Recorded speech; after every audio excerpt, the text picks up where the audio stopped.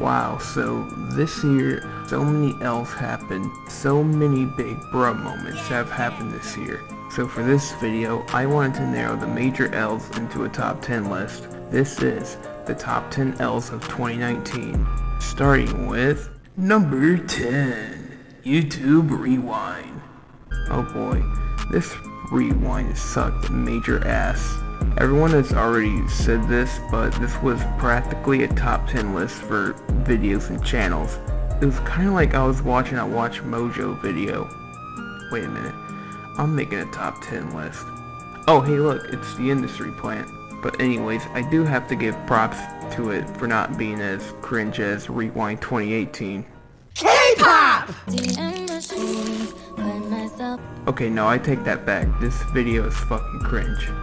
Anyway, let's move on to number 9, Instagram fact checkers. Jesus Christ. So this month, Instagram allowed independent fact checkers to determine whether or not a post was fake news. Fine examples of these fact checkers are Africa Check and Lead Stories. Anyways, this new feature affects meme pages on Instagram because what happens is that if a post is shown to be false, it blurs out the photo and you have to click a button to unblur the picture. And I believe that this prevents posts from appearing on the Explore page. This new feature caused people to retaliate by spamming their pages with obvious false pictures. The most famous one is a picture of someone cutting off their tire's valve stem with a caption saying that the government plants those on your tires to track you. It's an obvious joke, but the fact checkers still flag it. That caused people to spam Africa Check's page with the phrase "snip the chip," and they haven't posted since. Did you know that Africa Check has connections to African warlord Joseph Kony? Wait, how come this isn't blurred as false? Anyways, number 8. Fallout First. Last year, Bethesda announced that they were making an online Fallout game called Fallout 76. Fans were excited, however it ended up being a pile of dog shit. 16 times the detail? More like 16 times the bugs, am I right? Anyways, this year they released a subscription service because they didn't make much money off of the game at launch. Practically they're milking a dead cow. With this service, you get stuff that should have been in the game already, such as private servers and unlimited scrap box storage. And wouldn't you know, it blew ass. No surprise, it was broken. An example of this is players losing their junk when they put it in the scrap boxes. Long story short, this game is a joke, and if you defend this game, just stop and admit that you wasted your money on this steaming pile of shit. Now, let's talk about number 7, 2K games.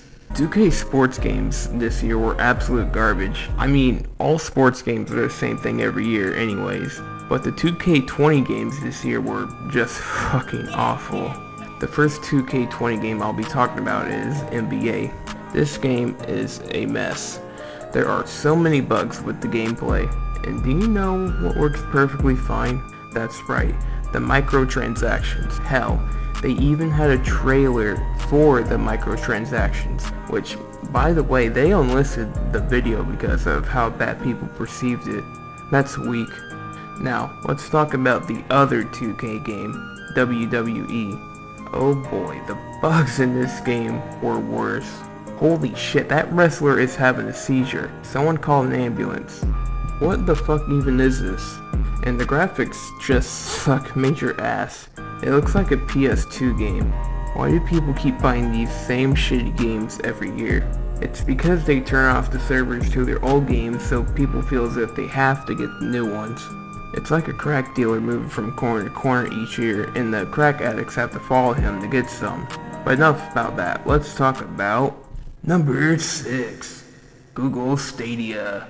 So Google really thought that they were going to make a jaw-dropping evolution in gaming, and oh Jesus were they wrong. In case you don't know what the Stadia is, it's a game streaming device where you can play games anywhere on any screen, and you don't have to download the games. You can just buy the controller and connect it to a TV or a phone screen via Wi-Fi or a USB cable. It sounds cool, but only if it wasn't a steaming pile of whale shit. For one, the graphics are terrible compared to consoles and PCs. I mean, just look at the Red Dead 2 comparison. It's terrible. Another thing about the Stadia too is the god-awful input lag. Look at this. See how long it takes to jump after pressing the jump button? This is just two of many flaws with the streaming service. Some things I found funny too was that they used to promote this piece of shit, and they also made burner accounts to defend this miserable heap. Oh yeah, one last thing too. You can play NBA 2K20 on this. It's like puking on a pile of shit. Alright, now let's talk about number 5. PETA. What shit did penis do this time? Well, I'll tell you. They had the nerve to diss the late Steve Irwin.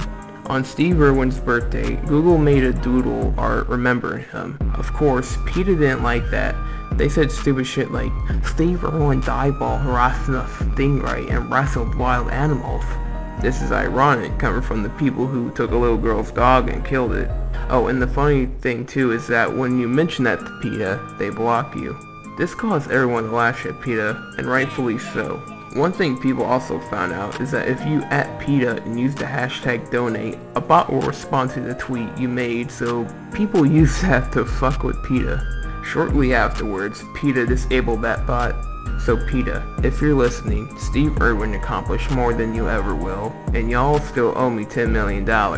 Next on our list is number 4, Twitch. Yep, Twitch took a fat L this year. Back in July, an e-girl who I'll call Copy Strikes McGee threw her cat over her. And also this year, her dog ate her out on a live stream. This shine a light on Twitch's biasness towards e-girls. I don't know why, but for some odd reason, Twitch bans emotes of SpongeBob's ripped pants, but they do nothing to e-girls that show their pussy. Something else that's odd is that Twitch banned users for talking shit about Copy Strikes McGee. Now ain't that just weird? It's like as if e-girls on the site are a protected class because they make Twitch a lot of money and send Twitch staff nudes. Yes, e-girls, you can break the terms of service just as long as you send us nudes. Which reminds me, I asked Copy Strike McGee if she ever sent nudes to the CEO of Twitch, and wouldn't you know, she blocked me on Twitter. That's very suspicious, ain't it? Anyways, enough with this softcore campsite. Let's talk about number 3, the NFL. Last year, Steven Hillenburg, the creator of SpongeBob, died of ALS, and to commemorate him, people wanted to see Sweet Victory played at Super Bowl 53. A Change.org petition was created and got over 1 million signatures. The NFL and Maroon 5 saw this. In a trailer, they teased it to us. So we were all thinking, oh hell yeah, they're actually gonna do it. During the halftime show, we saw Squidward and the rest of the band in their uniform. And once they started to play, we heard a shitty autotune phrase, It's lit! Not even a second later, they went from Sweet Victory, the fucking sicko mode. What in the actual fuck? Just think about that. They use SpongeBob fans and the death of Steven Hillenburg to get views and money. That's fucked up. So I would just like to say, fuck the NFL. You blew it. Luckily, another sports league knew exactly what to do. Enough rambling about that. Let's get to number 2, the Chinese government.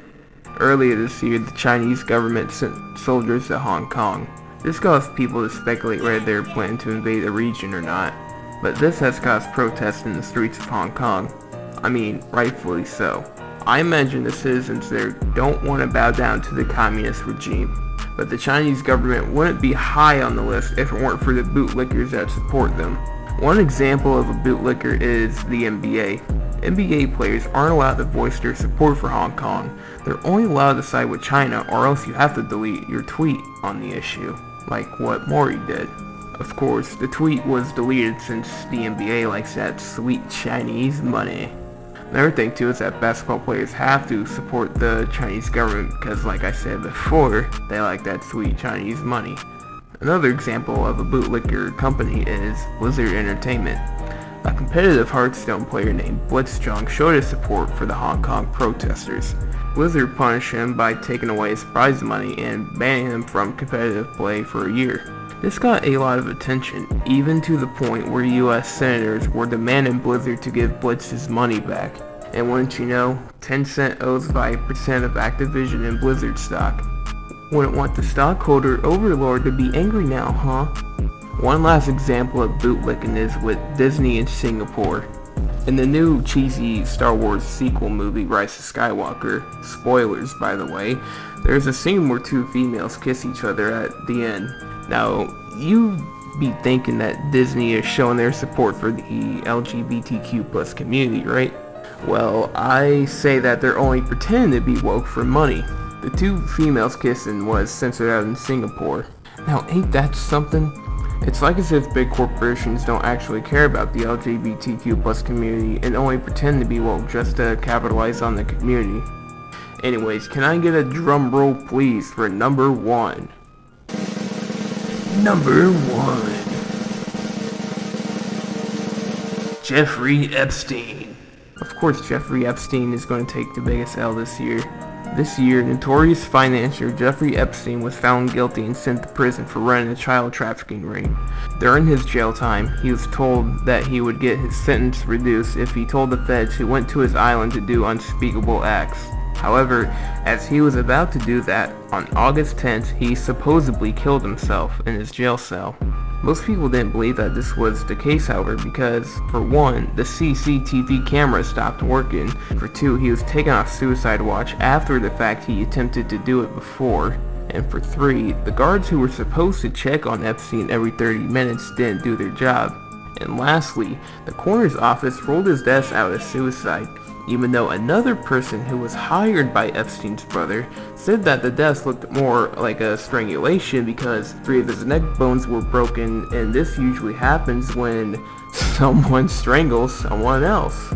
All of this combined created the phrase and meme, Epstein didn't kill himself.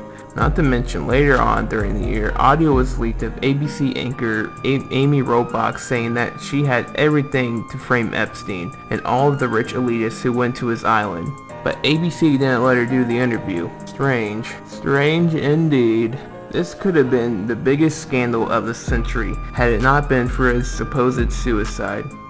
And that is why Jeffrey Epstein takes the biggest L of 2019. So, these were the top 10 L's of 2019. Do you agree? Disagree? Write down your own opinion in the comments below. Alright, peace out.